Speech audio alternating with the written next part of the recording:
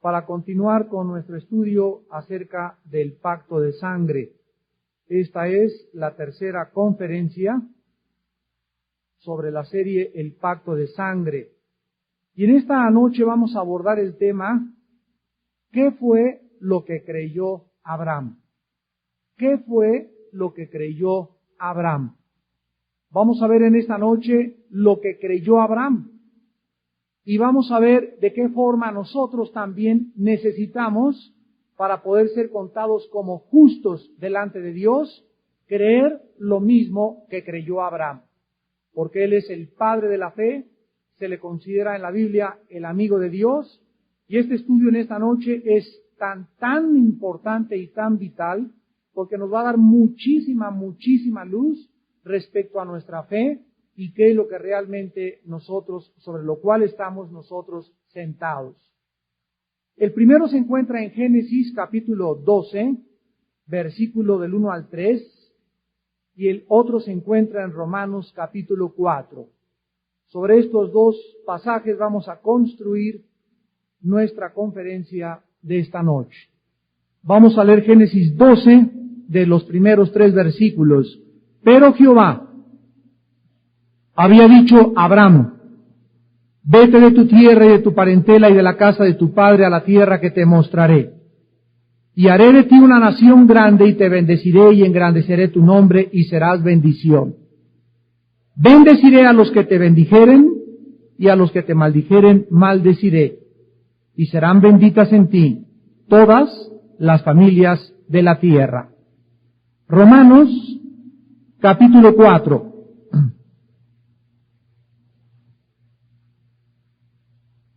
Romanos capítulo 4, versículo 3 en adelante, porque no por la ley fue dada a Abraham o a su descendencia la promesa de que sería heredero del mundo, sino por la justicia de la fe.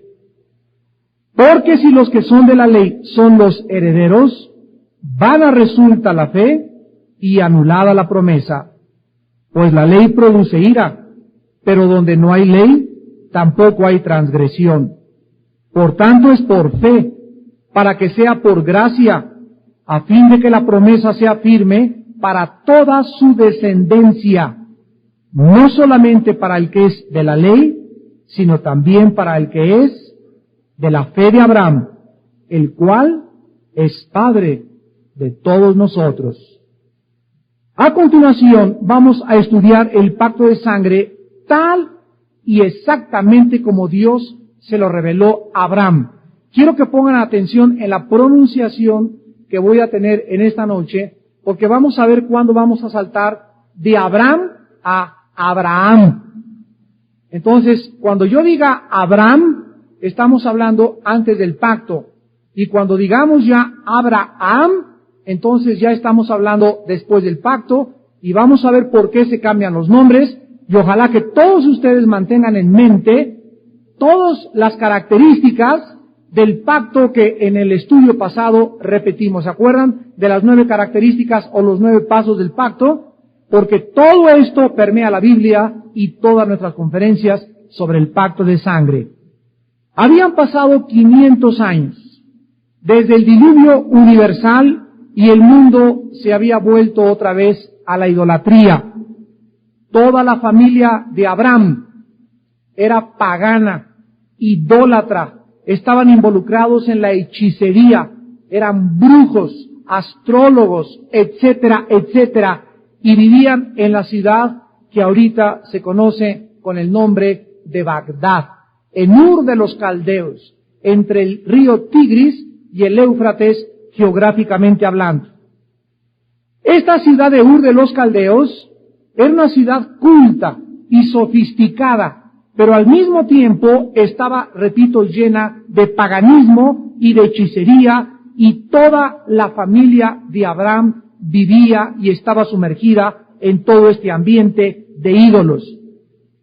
Fue de esta ciudad y de este medio ambiente cuando Dios escogió a un hombre que fue Abraham y lo sacó de Ur de los Caldeos y le dijo, como ya acabamos de leer, deja a tus papás, deja a tus abuelos deja el perico, deja el gato, deja todas aquellas cosas y ven y sígueme. Dios no le dijo, vas a ir a esta ciudad o a aquella ciudad, simplemente le dijo, ven y sígame, y en el camino, conforme me vayas siguiendo, te voy a ir mostrando cada día a dónde quiero que tú vayas. Dios le da promesas grandísimas a Abraham y le dice que lo va a bendecir, que de su simiente va a bendecir a todas las naciones y que serían benditas en la descendencia de Abraham. Esto tuvo su cumplimiento con el nacimiento de Jesucristo, porque Dios le prometió a Abraham una semilla singular, una simiente, no muchas, una en que serían benditas las naciones. Y Jesucristo fue la simiente y la semilla de Abraham. 4 veces se menciona en la Biblia, en Génesis 15:6, Romanos 4:3, Gálatas 3:6 y Santiago 2:23, que Abraham creyó y le fue contado por justicia. 4 veces. Lo que vamos a aprender en esta noche es exactamente qué fue lo que creyó Abraham. Porque si tú quieres considerarte justo delante de Dios, si tú quieres estar seguro de que la fe de Abraham la tienes tú y que has sido aceptado por Dios, es imprescindible, vital e importante entender lo que creyó Abraham. Dios pues trae a Abraham a la tierra de Canaán, y cuando Abraham llega a la tierra de Canaán, Dios le comienza a hablar, se comienza a comunicar con Abraham en el lenguaje que ya en aquel tiempo estaba de moda, a través de símbolos. Dicen que las civilizaciones más antiguas, como los sumerios, como los egipcios, escribían en un idioma cuneiforme, y los símbolos que tenían estaban relacionados con ritos o con celebraciones paganas.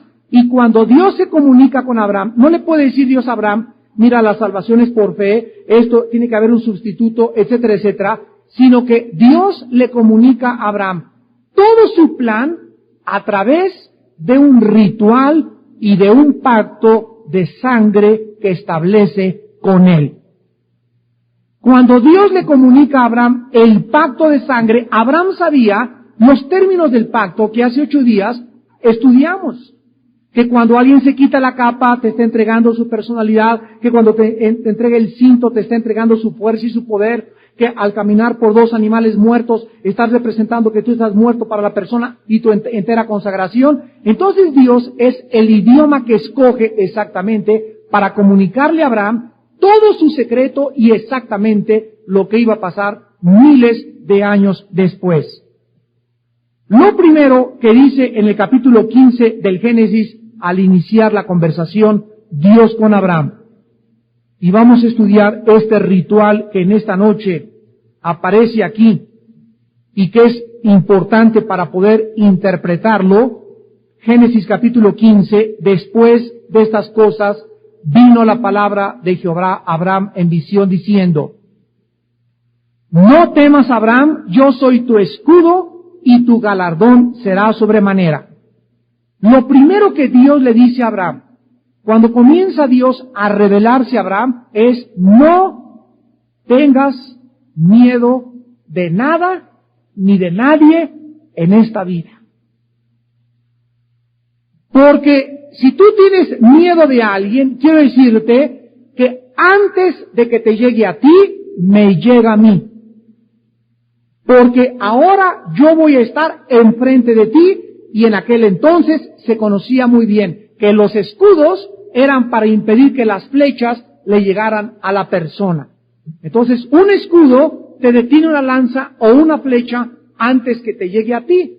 Y Dios le dice a Abraham, quiero que sepas que de aquí en adelante, tú y tu descendencia, todos los que vayan a seguir tus pasos, todos los que crean los que tú has creído, siempre seré el escudo para ellos. Antes de que te llegue a ti, me llega a mí. El que conspire contra ti, conspira contra mí. Ninguna arma forjada contra ti prosperará, porque yo condenaré toda lengua que se levante contra ti en juicio. Tus enemigos, dice Dios, serán mis enemigos, y los que hablen contra ti hablan contra mí. En otras palabras, yo soy tu recompensa, yo soy tu galardón. Ahora bien, con esta declaración, ¿qué estaba Dios diciéndole para iniciar el pacto? Dios le estaba ofreciendo su capa y su cinturón. Cuando Dios le dice a Abraham, yo soy tu galardón, no tengas miedo, le está diciendo, aquí está mi capa y mi cinturón. Y como Dios no tiene capa, y como Dios no tiene cinturón, se lo dijo directamente a Abraham, y ahora esto representaba realmente lo que Dios quería hacer para Abraham. Dios le dice, aquí estoy, no te ofrezco un escudo, yo soy tu escudo. No te ofrezco protegerte porque yo mismo soy tu protección, yo soy tu fortaleza, yo pelearé por ti tus batallas. Si alguien te ataca, Abraham, a mí me ataca, te doy mi santidad, mi justicia, y lo único que tienes que hacer a continuación es aceptar y entrar en un pacto conmigo. Abraham, en este momento le pudo haber preguntado a Dios, realmente está muy bien todo lo que vas a hacer por mí. Y qué bueno que me dices todas esas buenas noticias, pero ¿cómo puedo saber yo, dice Abraham, de que tú realmente vas a hacer todas estas cosas por mí? Entonces Dios le comienza a ilustrar, le comienza a través de un ritual y de unos símbolos, todo esto para que en los términos de Abraham él lo pudiera entender. Ahí en Génesis capítulo 15, versículo del 9 al 10, Dios inicia el pacto de sangre del Antiguo Testamento diciéndole a Abraham, tráeme una becerra de 3 años, una cabra de 3 años, un carnero de 3 años, una tórtola también y un palomino. Y tomó él todo esto, los partió por la mitad y puso cada mitad una enfrente de la otra, mas no partió las aves. Al partir Abraham los animales, él sabía perfectamente en su mente que a través de este ritual, partir los animales significaba comenzar a entrar en un pacto de sangre. Y Abraham sabía que este pacto de sangre que estaba próximo a realizar con él era lo más santo, lo más sagrado, lo más solemne, lo más duradero y además que jamás, nunca podía romperse. Dios sabía perfectamente bien que Abraham lo iba a entender y Abraham sabía que al entrar en un pacto de sangre con Dios, Dios tenía que cumplirlo, porque si Abraham sabía que los hombres lo cumplían, mucho más el Dios que le decía, yo soy tu escudo y tu galardón. Pero había un problema aquí en este momento. ¿Cómo podía un hombre pecador entrar en un pacto de sangre con Dios? Jesucristo no había muerto aún por los pecados. ¿Cómo podía un hombre en estado caído entrar con Dios en un pacto? ¿Qué podía Abraham? Porque en un pacto él me ofrece y yo te ofrezco. ¿Qué podía en reciprocidad Abraham ofrecerle a Dios? No podía ofrecerle nada de la creación porque la creación era de Dios. Y cualquier cosa que Abraham le ofreciera a Dios significa que era algo que había creado Dios. ¿Cómo le puede un ser humano ofrecerle a Dios algo que él mismo ha creado? Dios ha creado la madera. Cuando una persona llega y le dice a Dios, aquí está mi ídolo, aquí te ofrezco mi trenza, te ofrezco lo que sea, cualquier cosa que le ofrezcas a Dios es de Él. No hay nada que podamos ofrecerle. ¿Por qué? Porque Él mismo creó todas las cosas. Y en el versículo 11 encontramos a Abraham tratando de ayudar a Dios. Y descendían aves de rapiña sobre los cuerpos muertos, y Abraham las ahuyentaba. Estas aves, de acuerdo al Nuevo Testamento, eran aves inmundas. Después, cuando Dios le dio en Levítico las leyes también sanitarias a Israel, las aves eran inmundas, y Cristo lo enseña en Mateo 13, versículo 4 y 19, que los demonios son como las aves que bajan a robarse el sacrificio, a robarse la semilla antes de que tú puedas recibir al Señor como tu Salvador. Cristo enseña que el maligno es como las aves de rapiña, que trata de arrebatarte la semilla sembrada en tu corazón. Finalmente, cuando Abraham quiere entrar en el pacto y comenzar a espantar las aves, no había entendido algo importante, que en este pacto era Dios absolutamente el que lo iba a celebrar y el hombre no tenía parte, ni siquiera podía contribuir con su opinión, porque todo lo que Cristo hizo en la cruz del Calvario fue de Dios, no fue del hombre, y el hombre no podía ayudar a nada para que la salvación se nos pudiera dar. Toda la salvación es de Jehová, la salvación le pertenece a Dios, Él la inició y Él la consumará. Él es el autor y Él es el consumador de nuestra fe. Hebreos 12:2. Entonces, ¿qué hace Dios cuando ve que Abraham trata de ayudarlo? Dios le dice a Abraham: mira, Abrahamcito, tú no me entiendes todavía que este pacto es algo mío, voy a tener que ponerte a dormir. Y dice el versículo 12, a la caída del sol sobrecogió el sueño a Abraham. He aquí que el temor de una grande oscuridad cayó sobre él. Entonces Jehová dijo a Abraham, pongan atención, hermanos, Dios le está revelando esto a Abraham cuando él está dormido. Dormido se le está revelando en sueños Dios a Abraham y le está diciendo: ten por cierto que tu descendencia morará en tierra ajena. Será esclava allí y será oprimida 400 años. Mas también a la nación a la cual servirá, juzgaré yo, y después de esto saldrán con gran riqueza. Y tú vendrás a tus padres en paz, y serás sepultado en buena vejez. Y en la cuarta generación volverán acá, porque aún no ha llegado a su colmo la maldad del amorreo hasta aquí.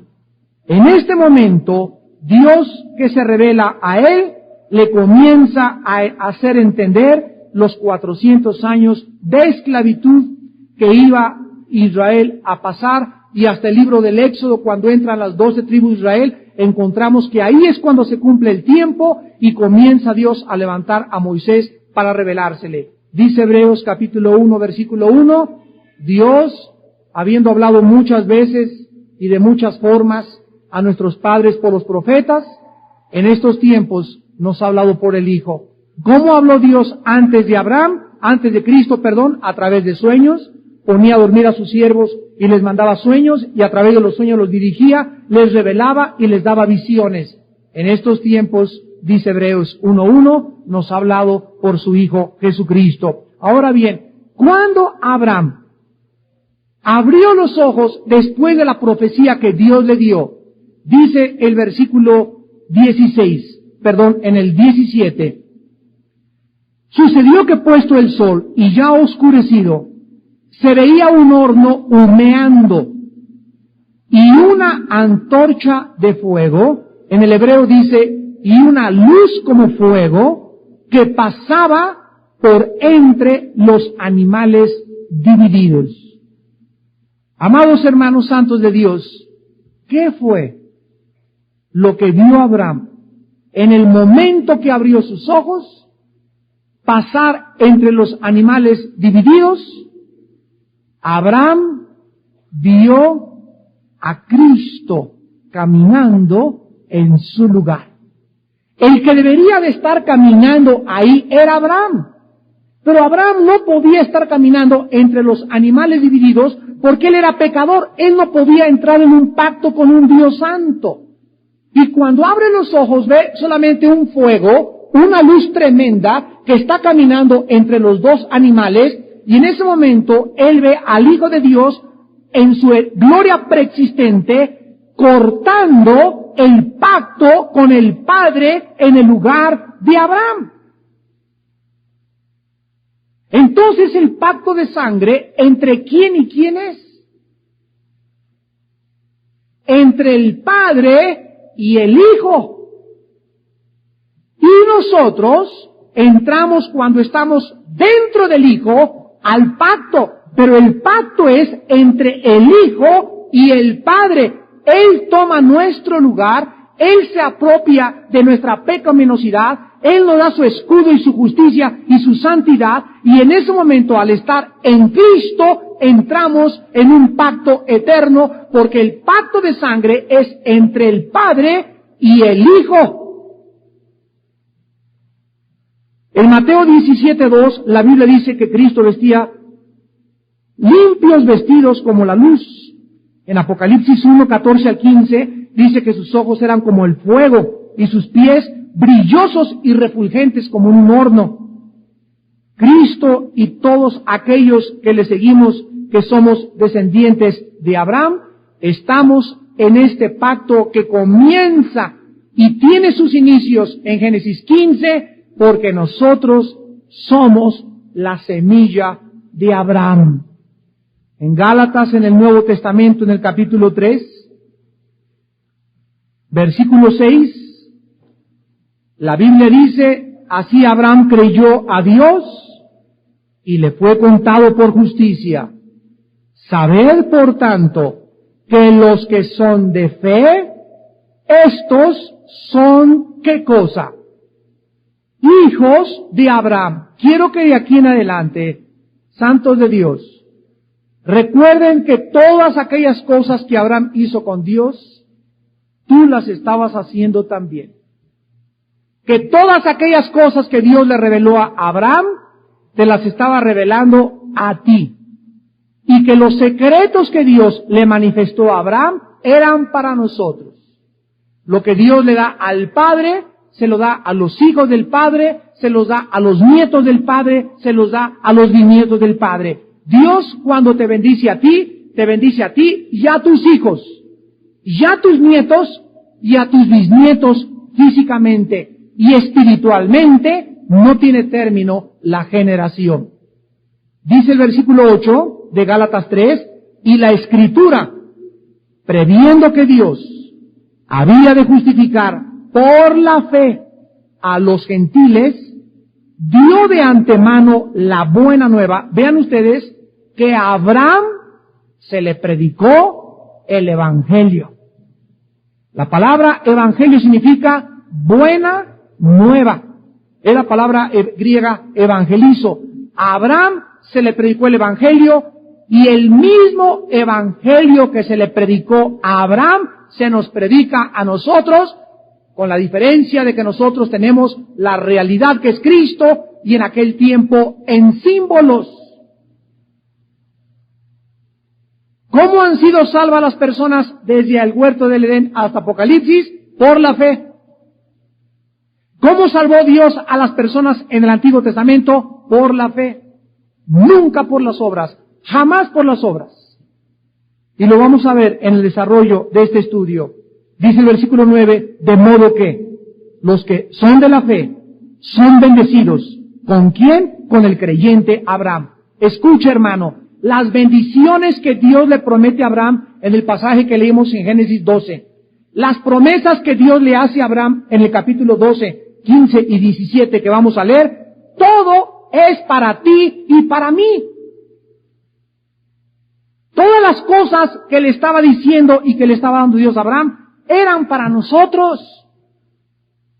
Y todas las bendiciones de Abraham las recibe la iglesia por causa del pacto de sangre de Jesucristo.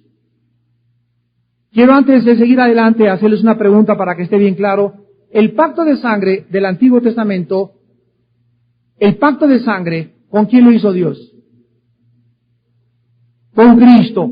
Muy bien. Pero en Jeremías 31, aunque sabemos que es con Cristo, está involucrado la nación de Israel, ¿verdad? Porque de Abraham se formó la nación de Israel, e Israel entró y automáticamente al pacto de sangre. Pero ustedes leen Jeremías 31, la Biblia dice que el pacto de sangre, el nuestro, el de la cruz del Calvario, Dios no lo hizo con los gentiles, Dios lo hizo con los judíos, con la casa de Judá y la casa de Israel. Y si tú lees Hebreos capítulo 8, dice, vamos a leer Hebreos 8, porque esto es importantísimo y es vital. Dice Hebreos 8, y tú tienes que entender el desarrollo del pacto.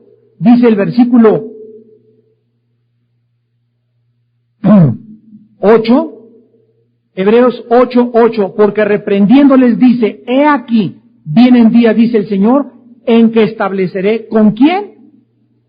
Ahí está, con la casa de Israel y con la casa de Judá, ¿qué dice? ¿Cuál es este nuevo pacto? Es el pacto de Cristo. Cuando Jesús en la última cena tomó la sangre, dijo, este es el vino de mi sangre del nuevo pacto. Pero aquí dice que es con los judíos el pacto, no con la iglesia. ¿Cómo entramos nosotros o cómo, de qué forma la iglesia se metió en algo que no le pertenece?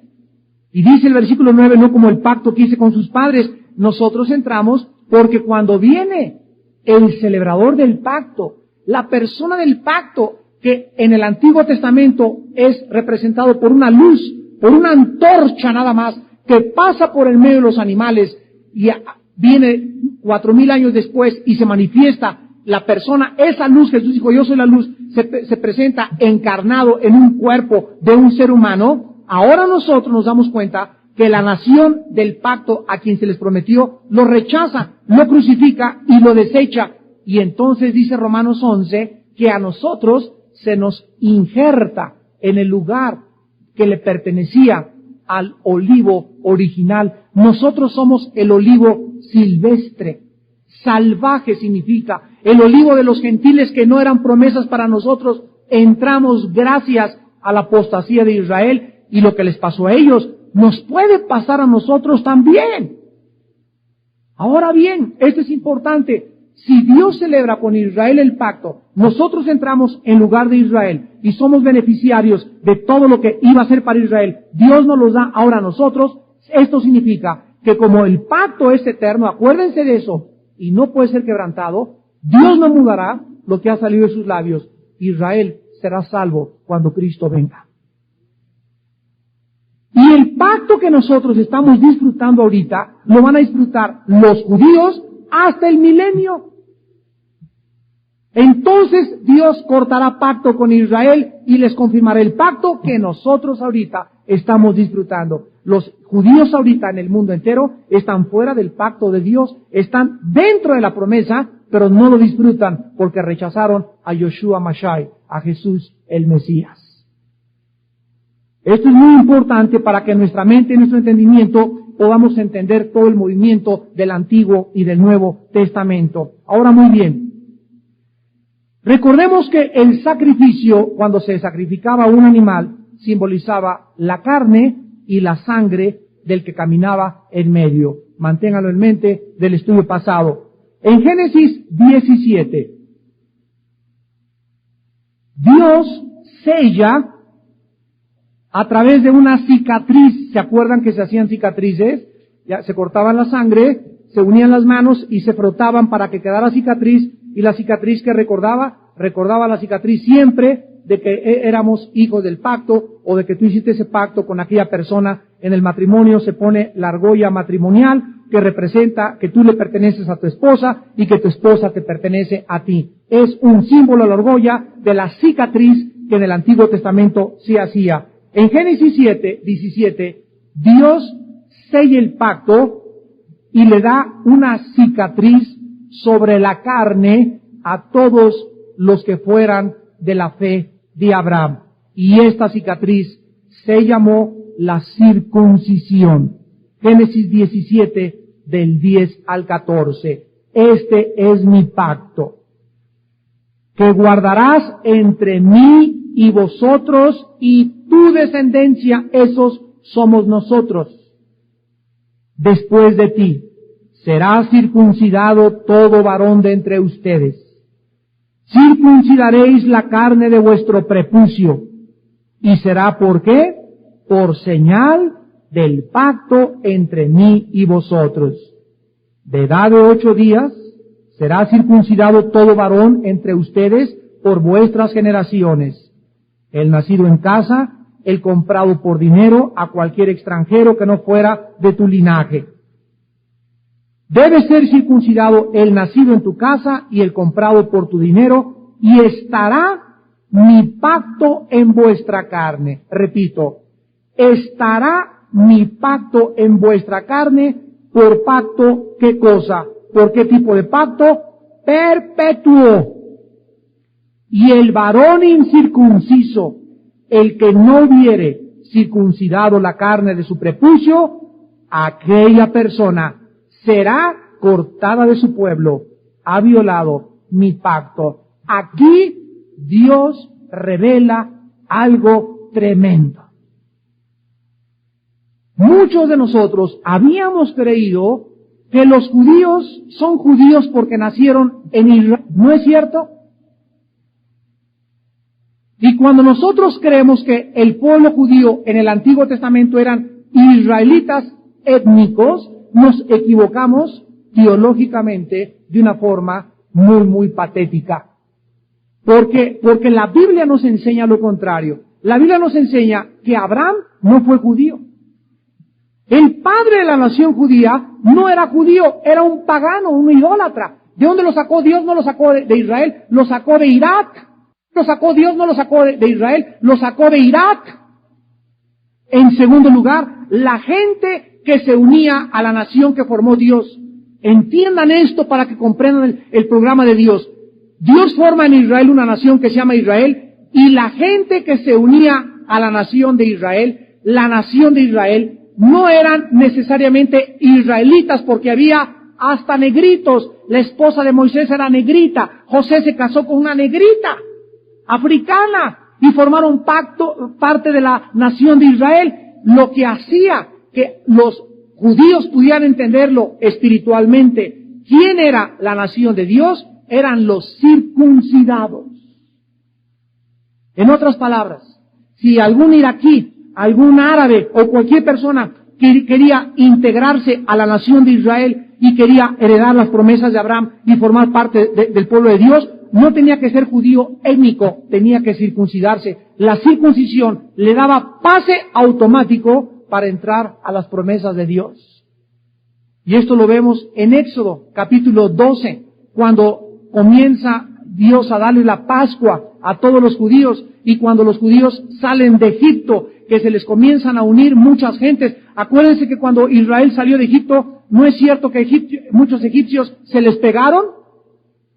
Y lo primero que Dios les dice es, circuncídelos, y aunque sean egipcios y no sean judíos étnicos raciales, formaban parte del pueblo de Israel. Entonces, en el Nuevo Testamento, vayamos a Romanos capítulo 2. En el Nuevo Testamento, encontramos la explicación muy clara respecto a lo que estamos hablando. Y dice Romanos 2, versículo 28 y 29. No es judío, que quede claro, la Biblia lo dice, el que lo es exteriormente.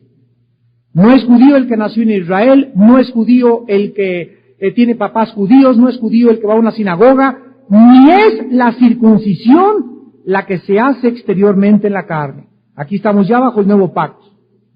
Sino que es judío el que lo es en lo interior. Y la circuncisión es la del corazón, en espíritu, no en letra, la alabanza de la cual no viene de los hombres, sino de Dios.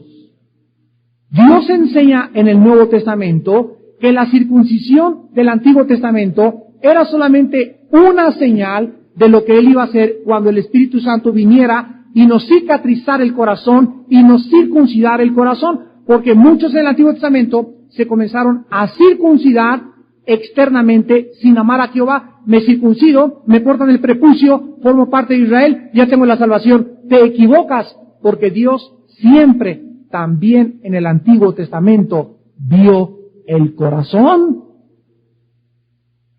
La gente del Nuevo Testamento dice, formo parte de Villanueva, me meto en la iglesia, soy presbiteriano, me bautizaron, mi papá fue bautista, mi papá fue pastor, tengo una hermana que es monja, el papa, tengo una foto del papa en mi casa colgada. No hay nada, dice la Biblia, amigo y amiga que nos visitas, que te pueda salvar. No son los ritos externos, no es la entrada a una iglesia, no es la conversión a una religión nueva lo que te salva. Lo que te salva es si tú entras al pacto de sangre con el Hijo de Dios por la fe en su muerte sustitucionaria en la cruz del Calvario. No hay otra forma en la que tú puedas y yo pueda entrar en una relación con Dios de justicia más que a través del derramamiento de sangre de la cruz de Jesucristo. Ahora bien, ¿sabían ustedes también que viene el cambio de nombres, verdad? después de que le entrega la capa y le entrego esto y nos hacemos la cicatriz y comienza a quedar la cicatriz, viene el cambio de nombres.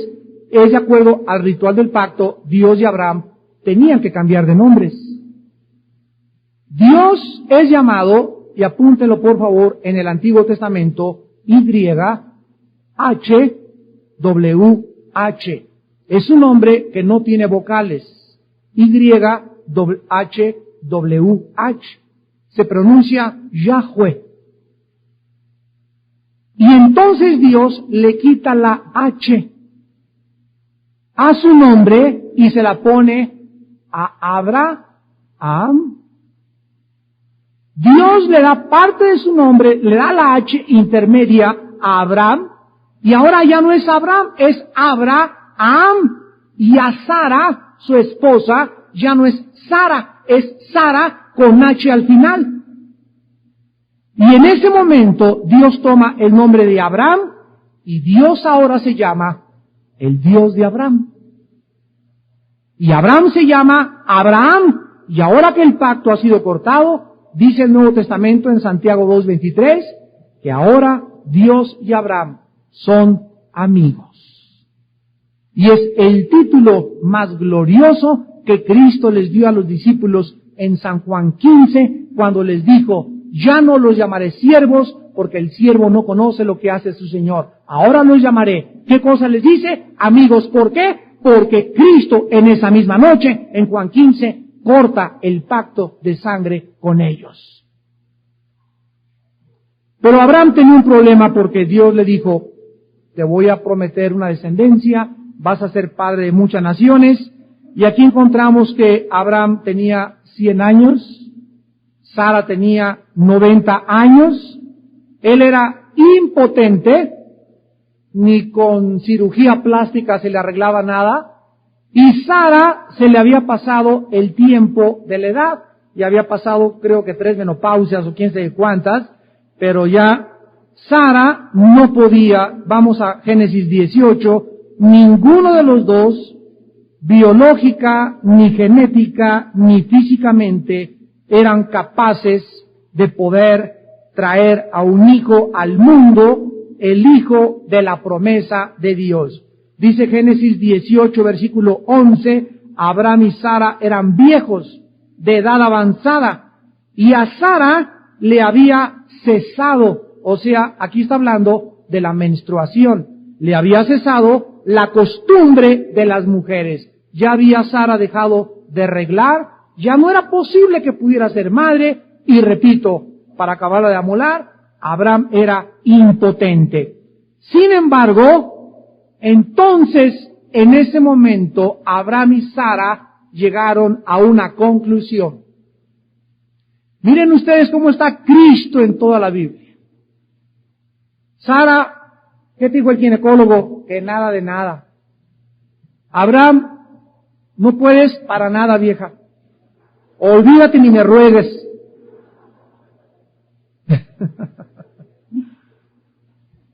En ese momento, Dios, al haberlos llevado al final de sí mismos físicamente, ¿qué les estaba diciendo? Les estaba prometiendo lo que prometió Isaías, capítulo 9. Una virgen concebiría y daría a luz un hijo. Sara y Abraham encontraron, al darse cuenta que eran impotentes humanamente, que si Dios cumpliría la promesa de que fueran padres, el hijo que vendría tendría que nacer sobrenaturalmente, como nació Jesús. Y ellos tenían que creer en un nacimiento sobrenatural. Y el que es de la fe en Cristo, la doctrina central de la Biblia en el cristianismo es el nacimiento virginal del Hijo de Dios. Cualquier persona, dice en 1 Juan 4, que niega que Cristo vino en carne, no es de Dios. Ahí está diciendo que cualquiera que niega que Cristo nació virginalmente, sin la intervención humana, no puede ser hijo de Dios. Así que si tú crees en Cristo, pero no crees que nació de una virgen, y si tú crees en Cristo, pero no crees que San José no tuvo nada que ver con María, no puedes ser cristiano. porque el que no cree que Cristo vino en carne no es de Dios. Abraham creyó que Isaac tendría que nacer sobrenaturalmente y sabía muy bien que lo tenía que cumplir. En Génesis 18, del 12 al 15, ¿qué creen que pasó cuando supieron de la noticia, verdad? Dice la Biblia, se rió pues Sara entre sí diciendo, comenzó a dar unas carcajadas Sara tremenda, después que he envejecido y he pasado ya toda mi costumbre, ¿tendré deleite siendo también mi señor ya viejochón?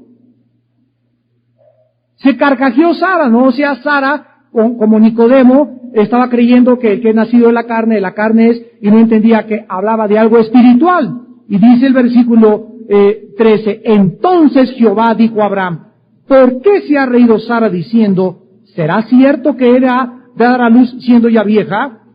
¿Hay alguna cosa para Dios difícil? Al tiempo señalado volveré a ti, y según el tiempo de la vida, Sara tendrá un hijo.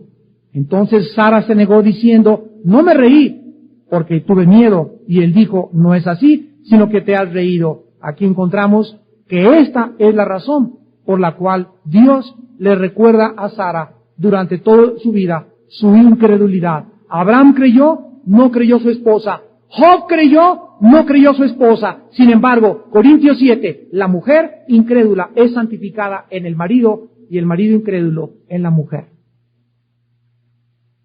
Y le pusieron por nombre Isaac, que significa carcajada. Isaac significa risa en el hebreo.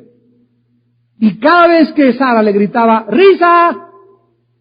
a Isaac, ¿qué estaba acordándose de Sara? De las carcajadas que se echó cuando no creyó lo que Dios iba a hacer. Ahora bien, ya entonces se encuentra toda la situación hecha, nace Isaac y comienza a crecer, e Isaac llega a los 33 años de edad.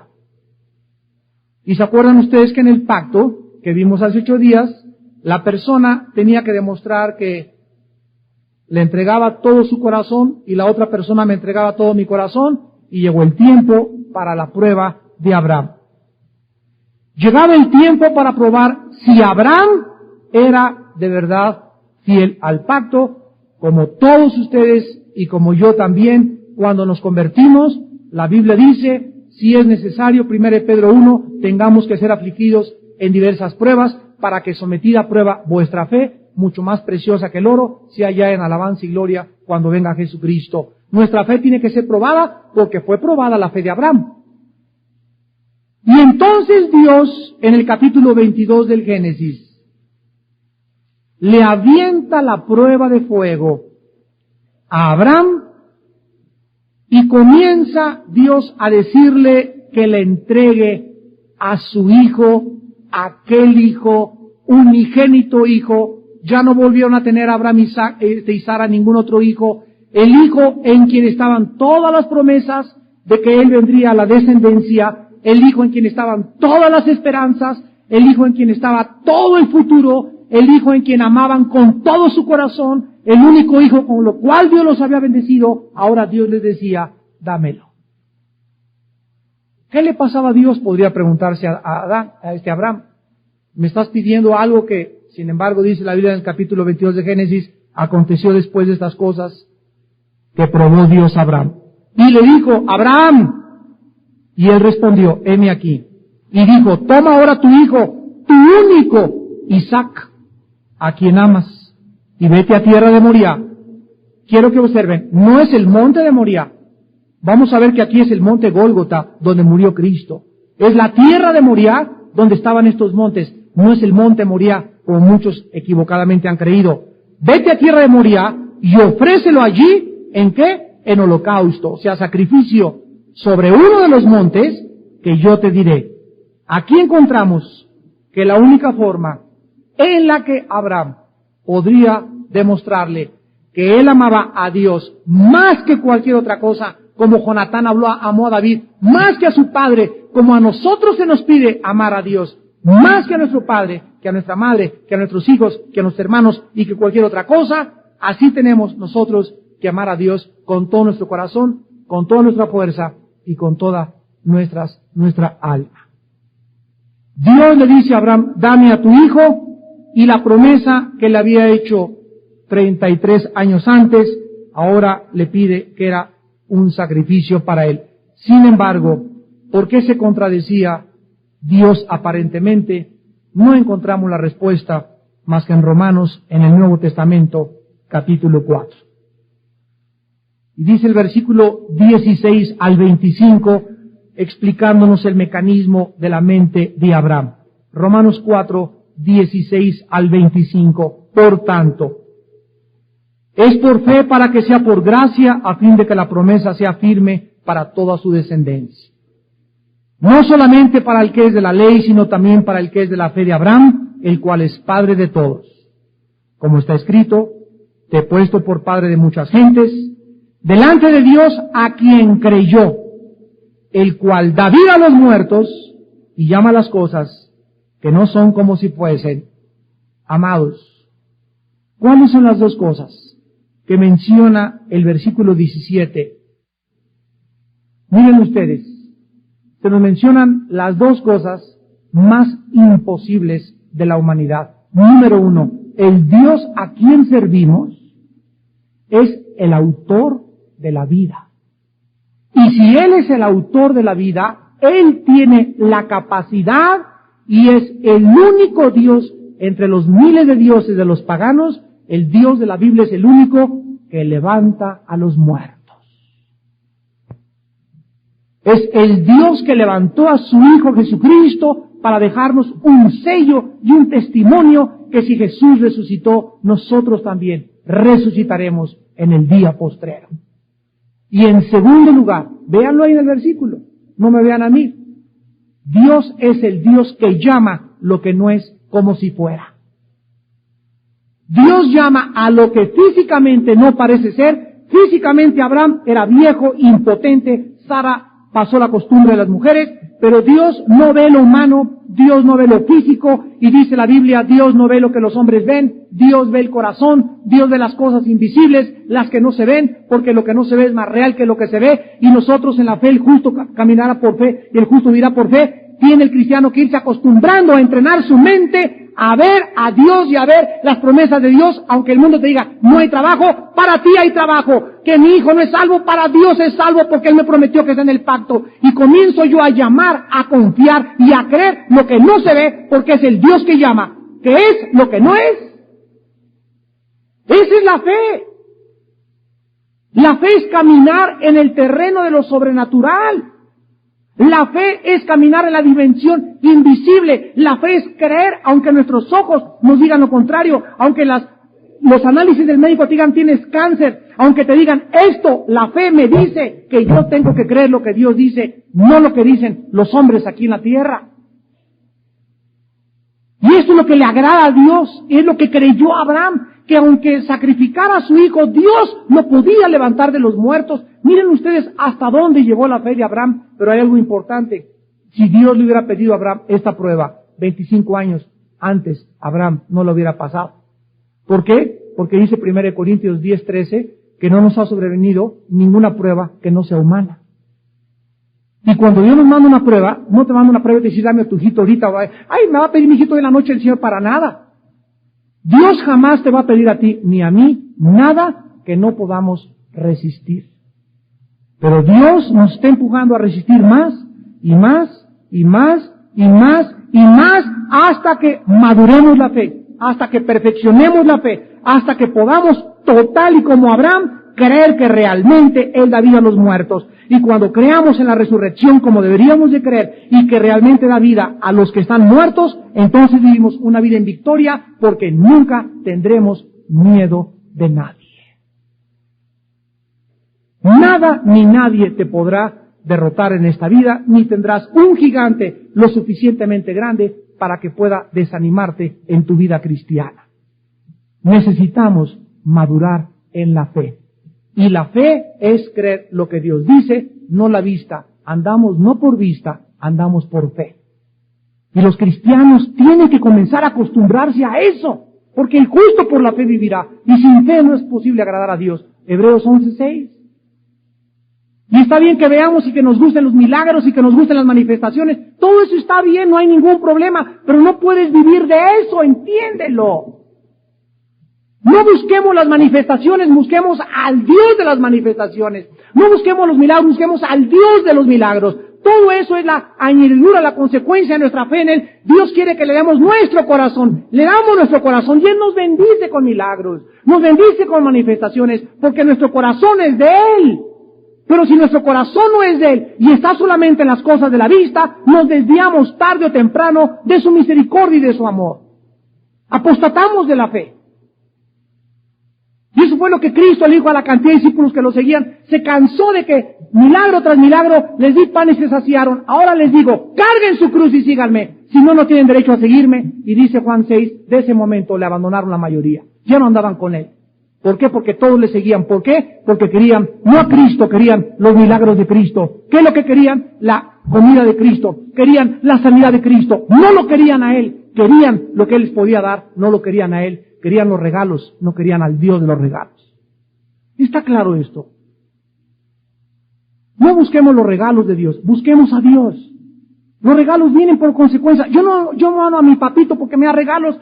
Lo amo y yo sé que los regalos me vienen y son grandísimos los regalos. Pero si yo lo busco por los regalos, soy un convenenciero. Y esto tenemos que asimilarlo y comprenderlo para poder tener un equilibrio en nuestra vida cristiana. Es Él al que debemos amar con todo nuestro corazón, con todas nuestras fuerzas, buscar su reino y su justicia, y todas las demás cosas no serán añadidas. Y dice aquí en el versículo 18, Abraham creyó en esperanza contra esperanza. ¿Qué significa esto? Primero, Dios le dice, aquí está la esperanza, vas a ser padre de un hijo. Viene el hijo y le quita a Dios al hijo. Primero le da una esperanza y luego le quita la esperanza. Entonces Abraham cree en esperanza contra la esperanza de que iba a volver. Y en esta disyuntiva es Abraham donde perfeccionó su fe. Al creer en esperanza contra esperanza. Dios te dice, mijito, te voy a prosperar. Te voy a dar un buen trabajo y vas de mal en peor, de mal en peor. Y tú volteas, Señor, si tú me has prometido prosperarme, ¿por qué me está yendo tan mal? Le dice Dios, te voy a sanar y ya me dijo el médico que está peor mi tumor aquí todavía. Dios muchas veces nos hace que físicamente nos desalentemos y nos desanimemos. Dios, en otras palabras, mata toda esperanza que podamos tener en los humanos. Nos llega al final de nosotros mismos Dios. Y ahí cuando ya no tienes ninguna esperanza médica, ninguna esperanza humana, ninguna ayuda, tu compadre el gobernador ya no te ayudó, ya no ganó el PAN, ya no va a ser panista, ya no ganó este partido, tenías sus esperanzas en todo. Cuando quites tus esperanzas del mundo, en los militares, en el gobierno, en los partidos y en todo, y tu corazón sea totalmente de Dios, ahí es cuando Dios resucita tu esperanza.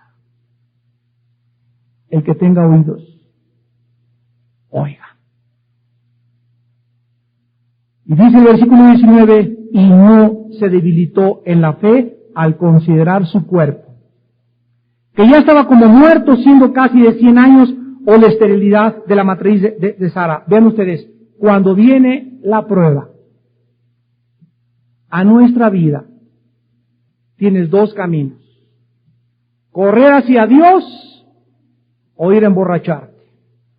Correr hacia Dios o sumergirte en las drogas.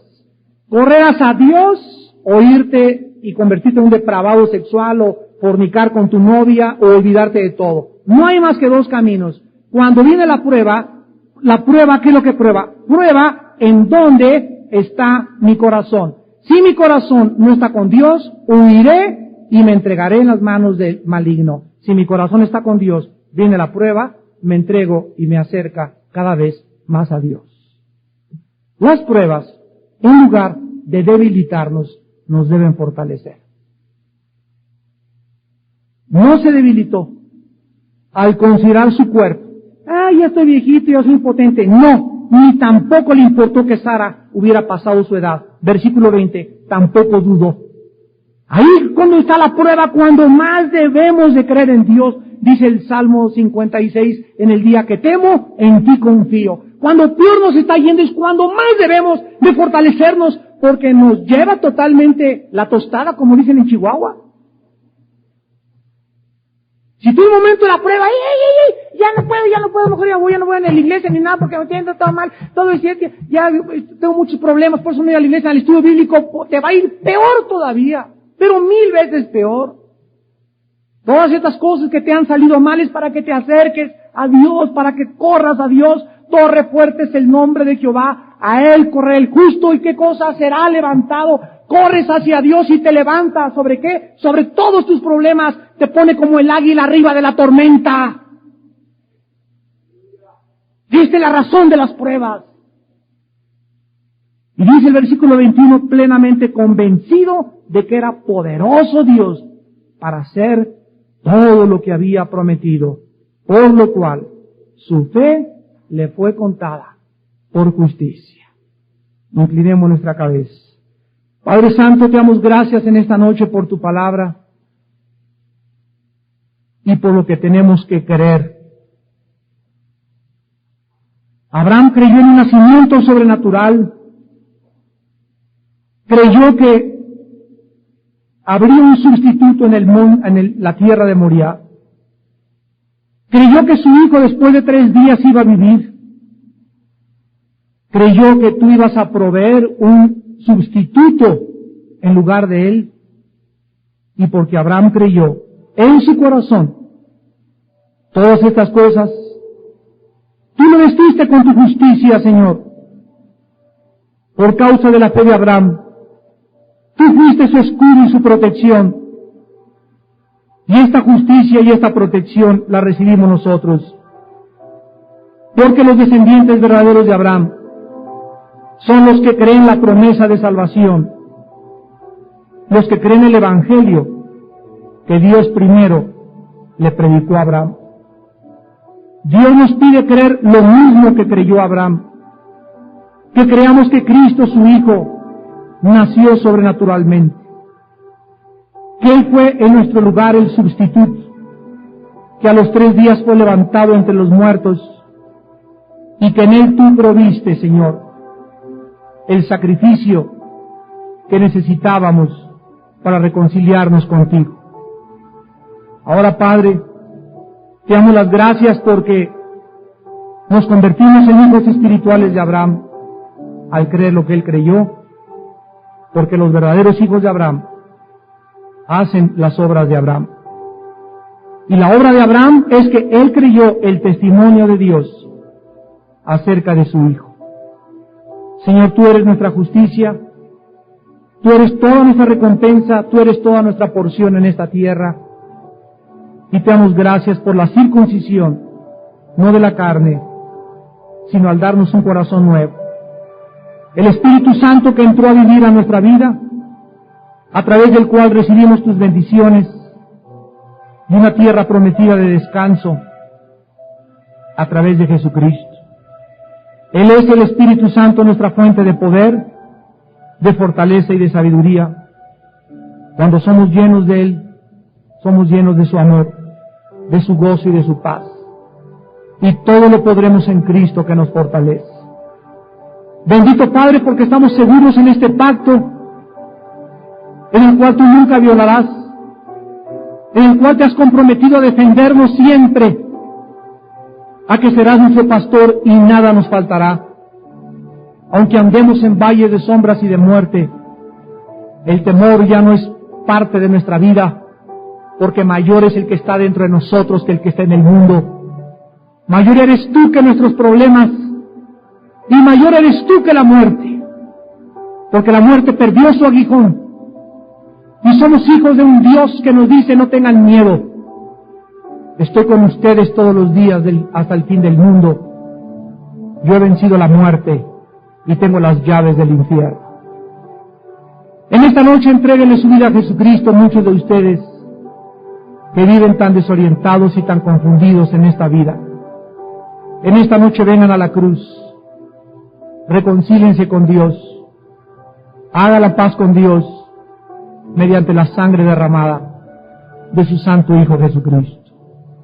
Dios te dará esperanza, te llenará de fe, te fortalecerá para que enfrentes la vida con valor, para que pierdas el temor de vivir y para que vivas una vida de valor, de poder y dominio propio a través del Espíritu que en esta noche te hará la cicatriz en tu corazón, para que ahora los mismos demonios sepan que esa cicatriz te marca como su hijo y que no se pueden acercarte a ti si Dios no se los permite. Ven a Cristo en esta noche y recíbele por la fe en tu corazón. Ahí desde tu lugar, dile a Cristo en esta noche, si tú no le conoces como Salvador: Señor mío y Dios mío, perdona mis pecados, quiero entrar en un pacto contigo de sangre, donde tú has hecho todo, Señor. Yo no puedo hacer nada porque me equivocaría, ya que no es por obras. Y me pides que confíe solamente en que alguien pasó en medio de los animales divididos en mi lugar. Cristo tu Hijo. Él cierra y hace el pacto contigo y me invita a Él, para que al estar en Él pueda estar dentro de un pacto que tú y tu Hijo no pueden violar, porque son la divinidad y porque son eternos. Me cubro con la sangre de Cristo en esta noche. Te pido perdón por mis pecados y creo que Él pagó por mí en la cruz, que derramó su sangre en mi lugar. Y te pido, Jesús, que entres a mi corazón.